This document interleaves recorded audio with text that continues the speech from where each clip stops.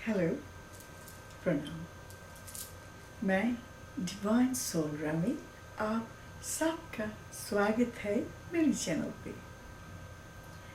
आज का विषय है कंट्रोल यानी नियंत्रण।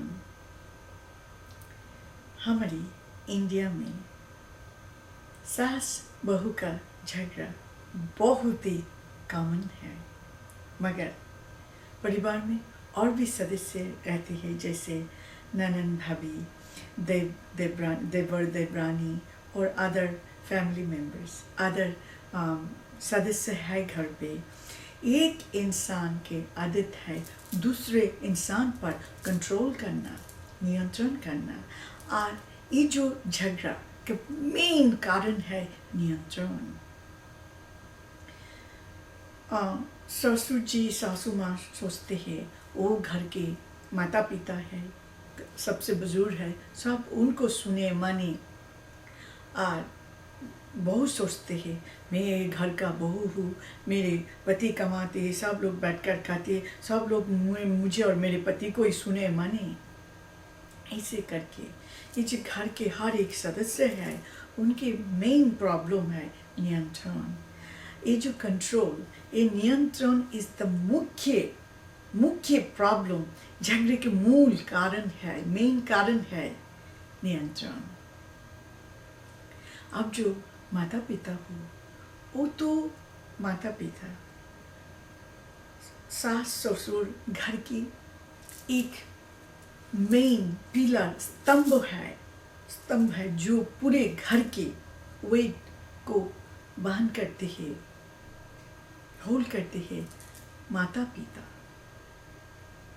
जो एक स्पाइनल कॉर्ड, मेरुदंड की तरह संसार में काम करते हैं, वो है माता पिता।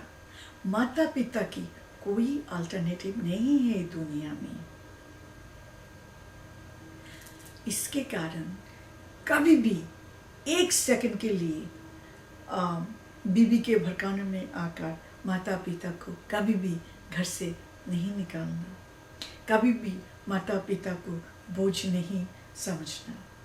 ये माता पिता ही है जो आपको दुनिया में लेके आया, आपको पाल पोस कर बड़ा किया, आपको पढ़ाया लिखाया, इतने बड़े इंसान बनाया। सारे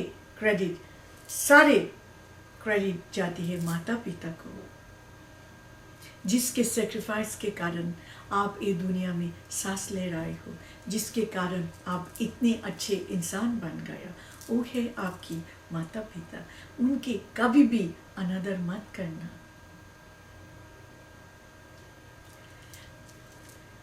आप लोगों को तो पता ही है, माता पार्वती और शिव जी के दो बेटे हैं, एक है कार्तिक, एक है गणेश जी। एक दिन दोनों बेटा में कौन श्रेष्ठ है इसके लिए प्रतिस्पर्धा किया था। जो पृथ्वी को परिक्रमा करके पहले आएगा वही सर्वश्रेष्ठ घोषित कर जाएगी। आप लोगों को तो पता है हमारी कार्तिक जी थोड़ा भोले हैं। वो जब अनाउंस किया शिव जी और माता पार्वती, उसी क्षण कार्तिक ने उनके मयर लेकर निकल पड़ा पृथ्वी परिक्रमा करने के लिए। मगर हमारे गणेश जी तो बहुत चतुर है और वो अच्छे से सुनते हैं। तो क्या किया, गणेश जी को पता था माता पिता को 7 बार प्रदक्षिणा करने से, परिक्रमा करने से पृथ्वी पे भी परिक्रमा करने का फल मिलते हैं। तो क्या किया, जब संदेह पहला माता पार्वती और शिव जी को प्रदक्षिणा करने लगा, 7 बार परिक्रमा करने के बाद गणेश जी ने बोला, माता पिताजी आपने बोला माता पिता का स्थान इतना ऊंचे है, माता पिता दुनिया की सबसे बड़ा गुरु है, और माता पिता को सेवा करना, उनके पूजा प्रार्थना करना, उनके प्रदक्षिणा करना सारी पृथ्वी परिक्रमा के समान होते हैं। तब शिव जी और माता पार्वती ने बोला, हाँ बेटा तुम सच बोला, तुम ही सर्वश्रेष्ठ हो। तो आप देखा माता पिता का स्थान ईश्वर कहाँ दिया, कहाँ पे रखा, सबसे ऊपर का दर्जा दिया माता पिता को। आपके घर में, आपके गांव में कितना भी मंदिर है, कितना भी इष्ट देव देवता है, आपके घर में सबसे बड़ा देवी देवता है आपकी माता पिता। आप उनकी पूजा प्रार्थना करो, उनकी प्रदक्षिणा करो, उनके खुश करो, दुनिया में हर एक खुशियाँ आपको मिल जाएगा, हर एक काम पे आप सक्सेसफुल हो जाएंगे। माता पिता का स्थान इतना ऊपर स्वयं ईश्वर ने दिया। वो माता पिता को कभी भी घर से निकाल मत देना, और कभी भी माता पिता पर जुल्म अत्याचार मत करना। आज मैं आपको बता रही हूँ, जो आप माता पिता हो, जो आप माता पिता हो, आपको भी समझना चाहिए वो जो आपके घर की बहू है, वो आपके घर की लक्ष्मी है। वो भी उनके माता पिता के छोड़कर आपके पास आई, आपके घर के बहू है, आपके बेटा की हर एक ख्वाहिश पूरा कर रही है। आपके वंश को आगे बढ़ाने के लिए आपके बहू ही बहुत इम्पोर्टेंट भूमिका निभा रही है आपके घर में। आपके परिवार की एक हिस्सा बन गया, अंश बन गए आपकी बहू। सो इसके कारण उनके स्थान में वो भी बहुत इम्पोर्टेंट है। जो भूटान आप कैरी करके लेके आए, आपके वंश को आगे बढ़ाया, आज आपके बेटा बहू ने आपके पोते पोता को जन्म देकर और भी आगे बढ़ा के लेके जाएंगे। इसके कारण आपको भी ऐसे समझना चाहिए, वो आपके बहू है मगर बेटी के तरह आपकी घर के सारे काम कर रहा है। कोई कोई बहू तो आजकल बाहर में भी नौकरी करती है, आपके बेटा की हर एक ज़रूरत पूरा कर रही है, घर के काम कर रही है। सो आप दोनों ही आपके जगह पर बहुत ही इम्पोर्टेंट हो। जैसे माता पिता तो सबसे श्रेष्ठ है, और आपके बेटा बहू भी बहुत ही एक गुरुत्वपूर्ण पर्सन है और गुरुत्वपूर्ण भूमिका आपके घर में निभा रही है। इसके लिए आप दोनों को ही कॉम्प्रोमाइज़ करना चाहिए, और आप जब दोनों कॉम्प्रोमाइज़ करेंगे तब घर में सुख शांति आ जाएगी। जो आप बेटा हो, मैं आपको बता रही हूँ, कभी भी बीवी के भड़काने में आकर माता पिता को डिसरिस्पेक्ट, अन्याय, अत्याचार, अविचार मत करना। कभी भी माता पिता को घर से निकाल मत देना। आप शिव जी की पूजा प्रार्थना करते हो, आपके शिव जी, आपके माता पार्वती आपके घर में है, वो है आपके माता पिता। उनके सेवा करो, उनके पूजा प्रार्थना करो।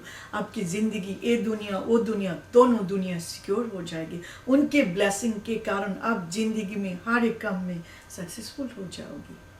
सो इसके कारण कभी भी माता पिता पर अन्याय अत्याचार नहीं करना। मैं आपको एक उदाहरण देती हूँ। मैं आपको कहती हूँ, आपके दाएं हाथ आपके माता पिता है, आपके बाएं हाथ आपके बीवी है। आपके माता पिता बुढ़े हो गया, कमाते नहीं हैं, घर बैठ कर खाते, चलो आपके दाएं हाथ को काट देती है। तो आप क्या बोलेंगे? नहीं नहीं भैया, मेरे दाएं हाथ नहीं काटना, क्योंकि मेरे अच्छी ज़िंदगी चलने के लिए मुझे दोनों हाथ ही चाहिए। सो मैं दाएं हाथ नहीं काट सकते। मैं बोलूँगी ठीक है, आपके बीवी अच्छा नहीं है, हमेशा आपको भड़काते हैं, घर में झगड़ा अशांति करते हैं, चलो बीवी कोई बाएं हाथ को काट देती है। आप बोलेंगे नहीं नहीं, मुझे बाएं हाथ भी चाहिए, मेरे अच्छी ज़िंदगी के लिए मेरे बाएं हाथ भी चाहिए, क्योंकि मेरी बीवी मेरी बहुत कुछ कर देती है, और मेरी बीवी के बिना मेरे वंश आगे नहीं बढ़ पाएंगे। सो मुझे मेरी बीवी भी चाहिए। सो आप देख सकते हैं, ना आप आपके दाएं हाथ को काट सकते हैं, ना आप आपके बाएं हाथ को काट सकते हैं।